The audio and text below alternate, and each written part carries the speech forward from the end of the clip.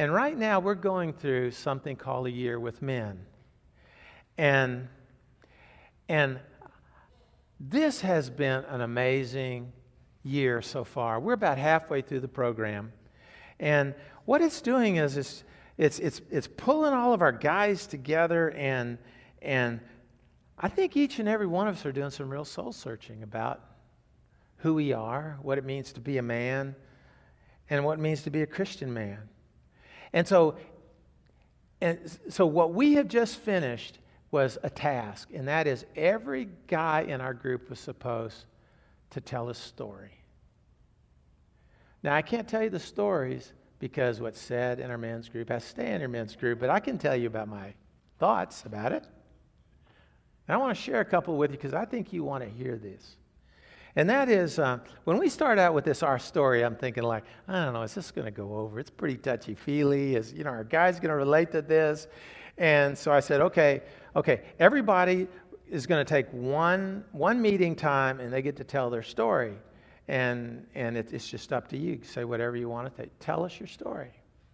And so I had people coming back to me and saying like, well, I probably only need about 10 minutes. Think about that. You can tell your story in 10 minutes. That has to be a Cliff Notes version of it, right? That has to be a bridge. 10 minutes? And I said, yeah, well, I can just tell it real quick. And I was just thinking, like, what's this going to be like? Are we going to have our next men's meeting and then, all 15 guys tell their story in the first meeting? Zip right through it? Guess what happened? As our guys took turns, week after week, telling their stories, they were amazing. And I was probably the most amazed because these guys were coming in and they were really kind of doing an inventory of their life and what were the most important moments and what were happening. Not one of the guys told their story in under an hour. That's right, our guys sat and talked for an hour in front of a group of men, right? That's amazing. And I thought, every one of these I heard, I said, that guy's got a story. That guy's got a story. He's got another story and a better story. And this, who would have ever thought? And in all those stories, these are the stories that people in our culture need to hear. These stories and of when life just doesn't work, when I'm okay, you're okay, just being okay, when we are facing moments where things don't work, where we're not big enough, where we can't whack it with a hammer and get it started again, when we can't take the next steps, when we don't know which way to go. It's people are in those times and in those places. We can tell them, say, I remember when and I believe all of us have a story. I remember when I was in that place. And then to share that in that place, I had a decision to make. Was I just going to keep doing what I've been doing before, or was God calling me to something else? I know there was something else. You see, that's how our world is going to hear that there is this God that knows us, that has created us to be unique, that has been there waiting our entire lifetime to connect with us. And in that connections, things change.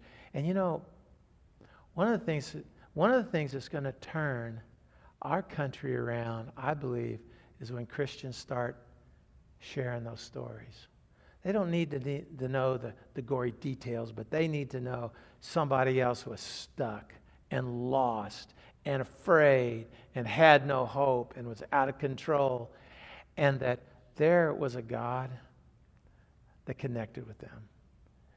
And we're all still a work in progress. Nothing's finished. But God's grace has found us and moving us forward. And we need to share those moments. We need to share that moment. And it's a powerful thing we have to share. I'm telling you, every time I heard a story, I walked home and I just said, I can't believe I heard that. I can't believe. I found out, you find out things you didn't know. And it was amazing.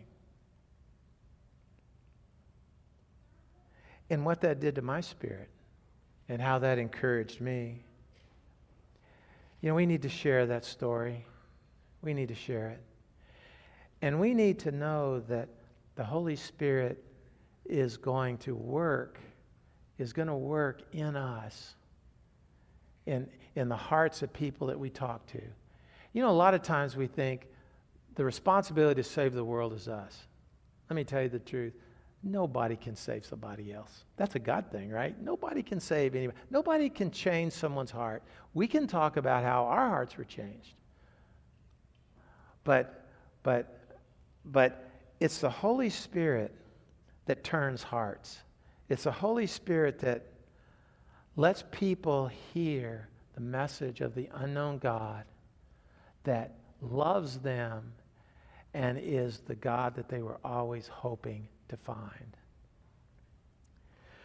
Well, Paul, after he shares the gospel message on Mars Hill, some scoff at him, some say, well, maybe we can talk about this later. But some believed. And it's always that way with all of Paul's trips. Some people don't want to hear it. Some people, I don't know what to think, put him off. And some people believe. And oftentimes it's a very few people. At Mars Hill, there was a handful of people that embraced the gospel, and it was the beginning of a church. And I think this story is telling us, don't be afraid. Tell your story. We need to let our culture know about the true and the living God. And we have a promise that God will grow the church. And God will grow people. And that's the calling that we have, a spirit of life. Consistent, faithful, sharing with other people what God's done in our hearts in our own ways, in our own words.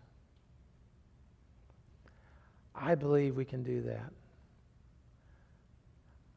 I have said this before, and that is, politicians and big thinkers aren't going to solve the problems of our world today.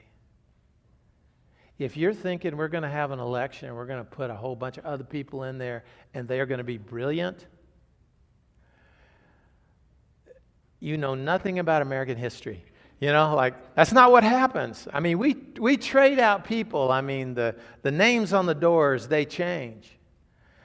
But human history and the politics and the democracy that started in Athens and has come to us in these days has never solved the deepest problems of the world, because the one thing that the world needs to know, and that's the God they don't know. And I believe it's going to be the church is where the answers are going to come from. It's going to be just our honesty and us just feeling drawn to take an opportunity to share what God's done in our lives. It's going to take churches like Spirit of Life. We're small, but we're powerful and we're influential. And we need to use that power and influence every day of our lives.